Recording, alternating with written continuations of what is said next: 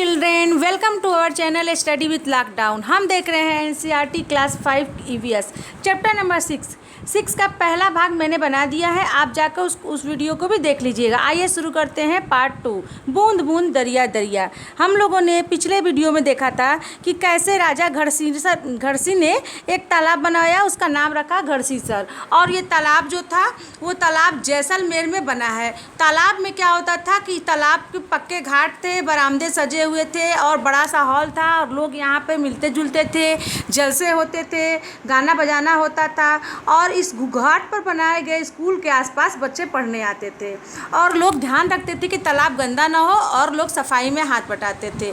और इसमें क्या होता था, इस तालाब को एक दूसरे से जोड़ते हुए 9 तालाब इसमें जुड़े हुए थे जो बरसात के पानी को इकट्ठा करते थे। एक तालाब भर जाता था, दूसरे तालाब में पानी जाता था, ऐसे करते करते 9 तालाब भरे थे और यहाँ पानी की कोई कमी न थी। लेकिन अब क्या हुआ है, सब 9 तालाब के रास्ते में बड़े बड़े मकान और कॉलोनियाँ बन गई है, जिससे उनको हमेशा परेशानी होती है पानी की। अब पानी की हमेशा दिक्कत होती है। एक अल-बरूनी नाम के यात्री थे जो हमारे भारत में आए थे उज्बेकिस्तान से। उन्होंने अपनी यात्रा के विवरण में लिखा है कि किताब में कि यहाँ के लोग तालाब बहुत अच्छे से बनाते थे और ऐसे ऐसे तालाब बनाते थे और कि तालाब के चबूतरे होते थे वो उन्होंने इतने अच्छे से बनाए कि भीड़ जमा नहीं होती थी। एक तरह से लोग आते थे तो एक तरह से लोग जाते थे, यहाँ भीड़ नहीं होती थी। अब हम लोगों ने पता किया था, क्या देखा था कि पानी इकट्ठा कैसे करते हैं लोग। पहले देखिए कि यहाँ पर पानी, जब छत पर से पानी आता था तो पानी को पाइप लगाकर कैसे यहाँ कुएं में यहाँ पे इकट्ठा कर लिया जाता था। यह कुआं बनाया गया था और इसी टैंक से ये पानी को क्या करते थे, बाद में इस्तेमाल करते थे। तो आगे हम देखते हैं उसके आगे का क्या आप विवरण सुनेंगे कि आगे का क्या चैप्टर है। देखिए हम लोग शुरू करते हैं, स्टार्ट करते हैं बच्चों कि बूंद बूंद दरिया दरिया। लेकिन स्टार्ट करने से पहले अगर आप मेरे चैनल पर नए हैं तो प्लीज़ मेरे चैनल को लाइक, शेयर और सब्सक्राइब करिएगा। मेरा आपसे वादा है बच्चों, मेरा आपसे वादा है आप मित्रों जो 80 टेट की तैयारी कर रहे हैं कि आपको मेरे वीडियो से अच्छा एक्सप्लेन अब कहीं नहीं मिलेगा। मैं आपको वीडियो एक एक लाइन एक्सप्लेन कर देती हूँ जिससे आपको समझने में आराम होगा। और जो बच्चे टीसी टेट का एग्ज़ाम दे रहे हैं उनके लिए तो ये अति उपयोगी है क्योंकि मैं एक एक लाइन का एक्सप्रेशन करती हूँ। और बच्चों आपके लिए भी ये बहुत उपयोगी है। अगर आपको लगे कि हाँ ये वीडियो आपके लिए उपयोगी है तो मेरे चैनल पर कमेंट ज़रूर करिएगा कि हाँ मैंने आपका वीडियो देखा और मुझे अच्छा लगा। तो शुरू करते हैं आज का चैप्टर। क्या होता था कि लोग जो है ये जो चित्र बनाया है, इस चित्र में दिखाया गया, हम लोग जैसा कि पिछले वीडियो में देखा था कि इस चित्र में पानी को इकट्ठा किया जाता है। तो यहाँ पर दिया है घर घर में बारिश का पानी इकट्ठा करने का इंतजाम होता था। हर घर में बारिश के पानी इकट्ठा करने का इंतजाम जरूर होता था। तो सामने दिए चित्र में निशान लगाओ कि छत पर बरसने वाला पानी ज़मीन के नीचे बने टैंक में कैसे पहुँचेगा। तो यहाँ पर हमको निशान लगाना है। देखिए यहाँ कैसे निशान लगाएंगे। देखिए जैसे ये पानी बरसा तो ये पाइप से यहाँ पे ये पानी से नीचे यहाँ ये टैंक बनाया गया है घर में और टैंक में बरसात का पानी आ जाएगा और फिर जब ज़रूरत होगी तो हम पानी को यहाँ से खींचकर इस्तेमाल कर सकते हैं, यहाँ से पानी ले सकते हैं। अब देखिए क्या होता है, तुमने क्या कभी बावड़ी देखी है? बावड़ी देखी है? नहीं, हम लोगों ने तो नहीं देखी है। जो राजस्थान के लोग होते हैं वो देखे होंगे। तो ये बावड़ी है, ये बावड़ी देखिए कितने बढ़िया से बनाई गई है।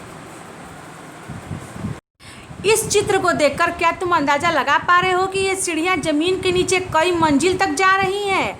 पानी ऊपर से खींचने की बजाय लोग खुद पानी तक पहुंच सकते हैं। यहाँ पे पानी खींचने की बजाय लोग पानी तक खुद पहुंचेंगे। देखिए ये छोटी छोटी सीढ़ियाँ ये बनाई गई है, सीढ़ी है। ये देखिए ये ऐसे सीढ़ी है, फिर इसको ऐसे जाना है, फिर ऐसे जाएंगे, फिर ऐसे उतरेंगे, फिर ऐसे उतरेंगे, फिर लोग यहाँ जाएंगे, फिर यहाँ जाएंगे, फिर यहाँ जाएंगे, फिर यहाँ जाएंगे, यहाँ से पानी ले लेंगे। लोग अलग अलग तरह के, देखिए यहाँ से उतरने का है, ऐसे ऐसे ऐसे लोग यहाँ से उतर के ऐसे जाकर ऐसे पानी ले लेंगे। लोग हर तरह तरह के छोटे छोटे यहाँ पर सीढ़ियाँ बनाई गई हैं। लोग किसी प्रकार से भी आ सकते हैं और जा सकते हैं यहाँ पे। तो क्या आपको ऐसे कभी देखा है, ऐसा सुना है कि यहाँ पर जो लोग कुआं से पानी खींचते नहीं हैं, ये खुद नीचे आकर पानी लेते हैं? और तो इसलिए कुछ लोग इसको क्या कहते हैं, इस ऐसे कुएँ को बोलते हैं सीढ़ीदार कुआँ। क्या बोलते हैं इसको? सीढ़ीदार कुआँ। ऐसे लोगों को इसको बोलते हैं सीढ़ीदार कुआं, सीढ़ीदार कुआं। अब देखिए क्या होता है, पुराने ज़माने में लोग काफिले बनाकर लंबे सफ़र करते थे। अक्सर लोगों का मानना था कि प्यासे यात्रियों को पानी पिलाना बड़ा अच्छा काम है, इसलिए कई जगह बहुत ही सुंदर बावड़ियाँ बनी थी। अब यहाँ पे हमको 2 पॉइंट मिला। एक तो बावड़ी जो होती है वो ऐसे बावड़ी होती है, सीढ़ी बना के बनाई जाती है, तो इसको सीढ़ीदार कुआं भी कहते हैं। किसको? बावड़ी को। और लोग बावड़ी क्यों बनाते हैं? क्योंकि लोगों का विश्वास था कि प्यासे यात्रियों को पानी पिलाना बहुत अच्छा काम है। और तीसरा पॉइंट मिला कि पुराने ज़माने के लोग काफिले बनाकर लंबे सफ़र करते थे। और ये बावड़ी जो थी ये इतनी प्यारी है कि उतरने का चढ़ने का जगह, इसमें पानी खुद उतर कर प्राप्त किया जा सकता है। इसको सीढ़ीदार कुआं भी कहते हैं। अब देखिए, क्या तुम्हारे यहाँ कभी पानी की किल्लत हुई है? और अगर हुई है तो उसका क्या कारण था? हमारे यहाँ भी पानी की किल्लत होती है, हर प्रकार से होती है।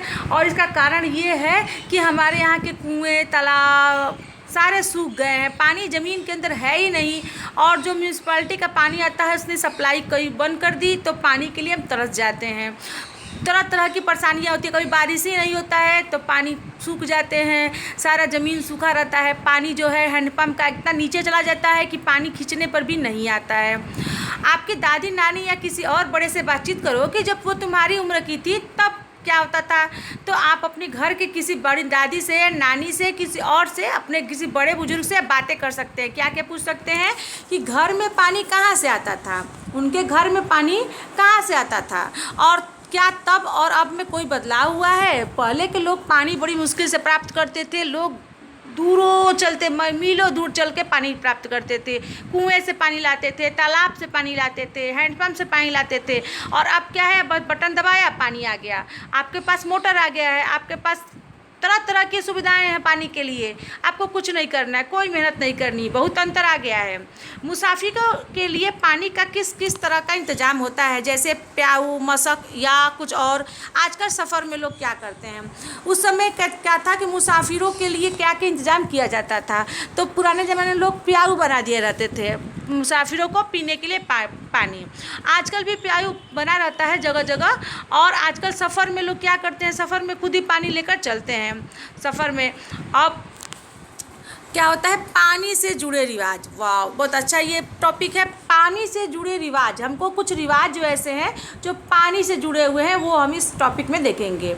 तो रिवाज क्या होते हैं? रिवाज वो होते हैं जो हमारे बड़े बुजुर्ग, जो पुराने हमारे बड़े बुजुर्ग जो होते हैं वो कुछ ऐसी बातें बना देते हैं, बताते हैं, ऐसे परंपरा बना दिए रहते हैं जिनका हमको पालन करना ही करना है। जैसे कि शनिवार को क्या करना है, नाखून नहीं काटना है। अब क्यों नहीं काटना है, किस लिए नहीं काटना है, हमको नहीं पता है, बस शनिवार को नाखून नहीं काटना है। मंगलवार को भगवान हनुमान जी की पूजा होगी। अब मंगलवार को ही क्यों होगी, कैसे होगी, हम लोग को नहीं पता।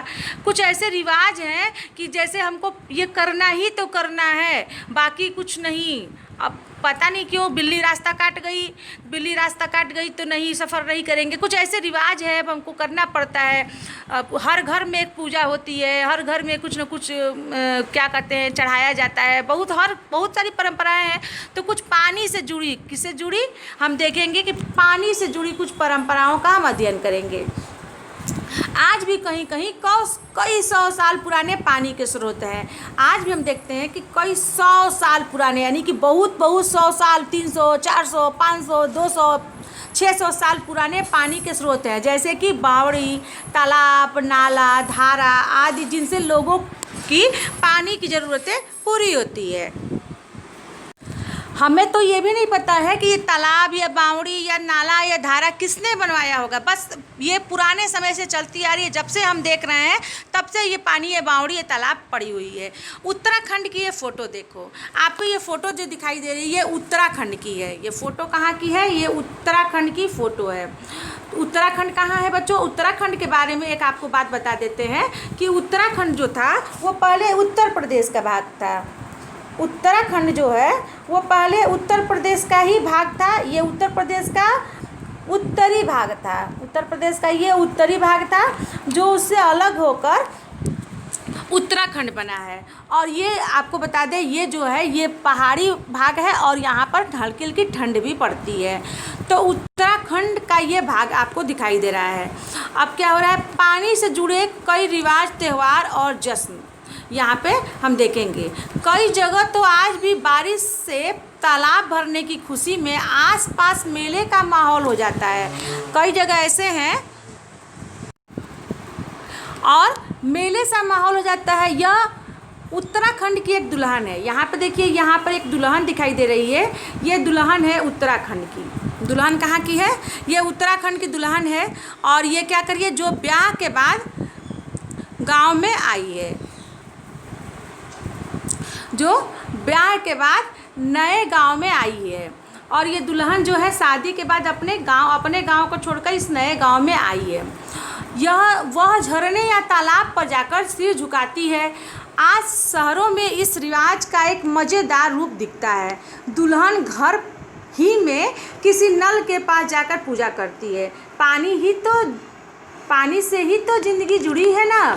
तो यहाँ पे ये उत्तराखंड की दुल्हन जब नई दुल्हन गांव में जाती है तो यहाँ पर क्या करती है, किसी झरने या तालाब के पास जाकर सिर झुकाकर यहाँ नमस्कार करती है, अपने पूजा करती है।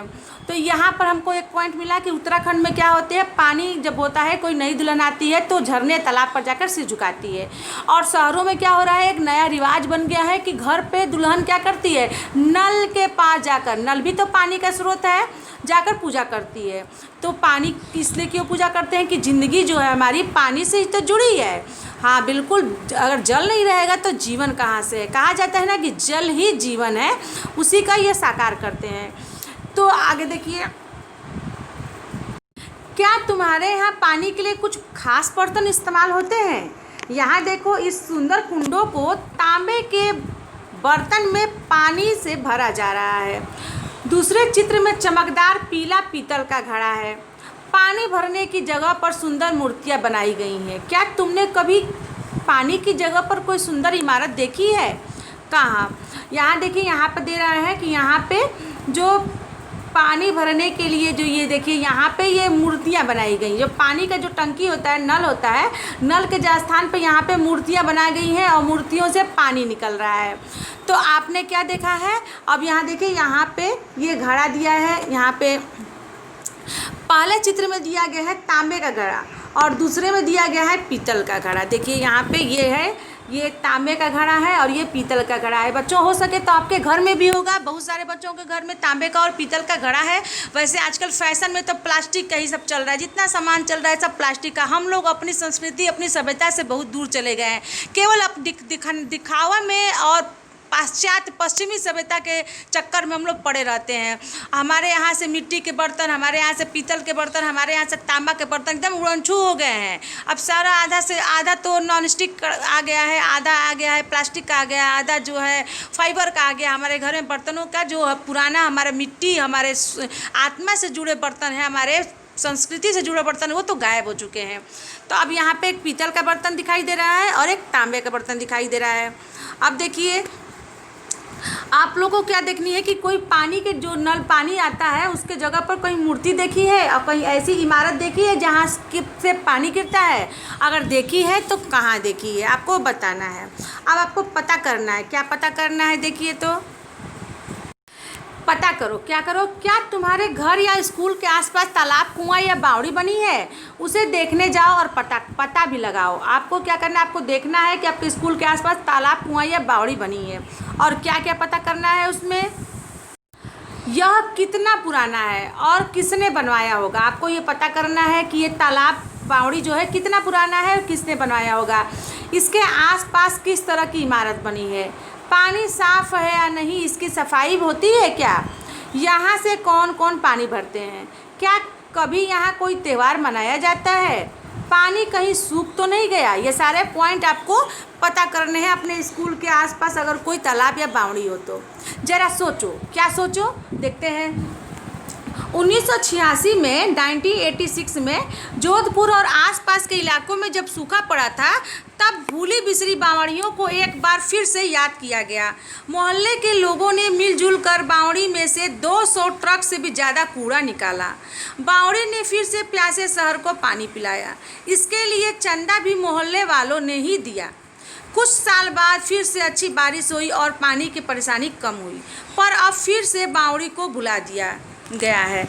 आप सोचिए बच्चों, जब देखिए ये 1986 की बात है, 1986 की बात है कि जोधपुर और आसपास के इलाकों में जब सूखा पड़ गया था तो उन्होंने बावड़ियों को फिर से क्या किया, याद किया, मतलब बावड़ियों को उन्होंने फिर से अपने काम में लाने का सोचा। बावड़ियों को याद करते हैं, बावड़ी पड़ी रहती है, कूड़ा करकट डालते रहते हैं, उनको याद नहीं रहता है। याद क्या पड़ता है, देखते हैं और अपने कर्तव्य को आंख बंद करके छोड़ देते हैं कि हमसे क्या मतलब, हम ही अकेले हैं क्या बावड़ी साफ करेंगे। लेकिन जब पानी नहीं बरसा तो सारे मोहल्ले के लोगों ने क्या किया, चंदा इकट्ठा करके 200 ट्रक से भी ज़्यादा कूड़ा निकाल के इसको क्या किया, उसके पानी से पूरे शहर ने प्यास बुझाई।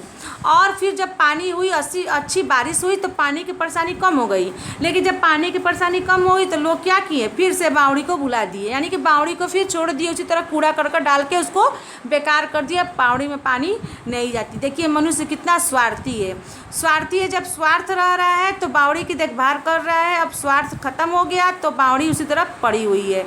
मनुष्य जो अपने स्वार्थ में इतना अंधा है कि देखिए क्या क्या भगवान के बनाए पानी को और मनुष्य के बनाए बावड़ी को, वो उसको भी वो शुक्रिया नहीं करता है और उसके साथ देखिए कितना अन्याय करता है। अब देखिए चर्चा करो, क्या चर्चा करते हैं। पुनीता के मोहल्ले में 2 पुराने कुएं। उसकी दादी बताती हैं कि लगभग 15-20 साल पहले तक इसमें पानी था। क्या कुएं सूखने की कुछ वजह यह भी हो सकती है? बिल्कुल, बहुत सारे कुएं हैं, आप अपने मोहल्ले में देख सकते हैं, गांव में देख सकते हैं, गांव में घूम सकते हैं, दादी के गांव, नानी के गांव, मम्मी के गांव, पापा, कहीं भी घूमेंगे देखेंगे कि बहुत पुराने ज़माने में कुएं थे। अब धीरे धीरे सारे कुओं का अस्तित्व मिटता गया है, सारे कुएँ को लोग बेकार कर दिए हैं। तो क्या कभी उस कुएं में पानी था? तो अब पानी कहाँ चला गया, कुएं का सारा पानी कहाँ चला गया, अचानक कहाँ गायब हो गया और कुएं का अस्तित्व क्यों समाप्त हो रहा है? तो इसका क्या क्या कारण हो सकता है, ये चर्चा करते हैं। क्या क्या हो सकता है कि कई जगह लोग मोटर लगाकर ज़मीन का पानी निकाल रहे हैं, इससे पानी सूख सकता है। या तालाब जिसमें बारिश का पानी इकट्ठा होता था अब नहीं रहे, अब तालाब ही नहीं रहे तो पानी इकट्ठा कहाँ होगा। पेड़ों के आसपास और पार्क में भी ज़मीन को सीमेंट से पक्का कर दिया गया है। अब जो पेड़ के आसपास की जो ज़मीन है और उसको जो पार्क है उसकी ज़मीन को जब सीमेंट से पक्का कर दिया जाएगा तो बारिश का पानी जब आएगा तो ज़मीन सीमेंट सोखेगा नहीं, सीमेंट से पानी चला जाएगा। तो जब ज़मीन पानी सोखेगा ही नहीं तो कुएं में पानी कहाँ से आएगा? पानी कुएं में कहाँ से आता है? जब ज़मीन पानी गिरता है बारिश का पानी तो ज़मीन पानी सोख लेता है मिट्टी, और मिट्टी का स्थान ही नहीं रहेगा, चारों तरफ सीमेंट का पक्का बना दिया गया है तो कहाँ से पानी आएगा? ये भी वजह हो सकती है। ये सबसे वाजिब वजह है, ये वजह जो है सबसे ये इम्पॉर्टेंट वजह है, यही हो सकता है। क्या तुम कोई और वजह सुझा सकते हो? अगर आपको कोई और वजह जो समझ में आ रही है, अगर चाहें तो आप वो वजह बता सकते हैं। चलिए अब क्या है, अब हाल की बात। यहाँ पर एक हाल ही में एक बात देखी जाता है कि आज लोग पानी का इंतज़ाम किस किस तरह से करते हैं। चित्र 57 को देखकर चर्चा करिए। आइए देखते हैं चित्र 57। और इस चित्र को देखकर क्या करना है, तुम्हारे यहाँ जिस तरह पानी आता है उस पर क्या करना है, उस पर टिक का निशान लगाना है। अगर किसी अलग तरीके से आता है तो अपने कॉपी में अलग से लिखो। आइए देखते हैं। यहाँ देखिए, यहाँ पे लोग पानी कहाँ से कैसे कैसे लाते हैं, आपको बताना है कि आपके पास पानी कहाँ से आता है। यहाँ देखिए ये बोलता है कि हमारे मोहल्ले में 2 बार जल बोर्ड का टैंकर आता है। ये बच्चा बोलता है कि हमारे मोहल्ले में 2 बार जल बोर्ड का टैंकर आता है और पानी के लिए लंबी लाइन लगती है और रोज़ झगड़े होते हैं। या पानी के लिए लंबी लाइन लगी है, टैंकर में से पानी आता है, तो क्या आपका पानी भी ऐसे ही आता है? या फिर यहाँ पर देखिए हम कुएं से पानी भरते हैं और पास के कुएं 1 साल से पहले सूख गए, अब काफ़ी दूर चलकर जाना पड़ता है। कई कुओं पर तो जात के नाम पर पानी लेने भी नहीं देते। यहाँ पे दिया गया है जात पात के नाम पर, यहाँ पे ये कुएं, ये बच्ची जो है कुएं से पानी भर रही है, लेकिन अब कुछ कुएं जो है सूख गए हैं तो दूर से चलकर जाना पड़ता है। तो कुछ लोग जात पात के नाम पर क्या करते हैं, धर्म और जात के नाम पर कुछ लोगों को पानी भरने नहीं देते हैं। तो ये गलत बात है, धर्म और जात के नाम पर पानी भरने से नहीं रोकना चाहिए। हमारे भारत में ये बहुत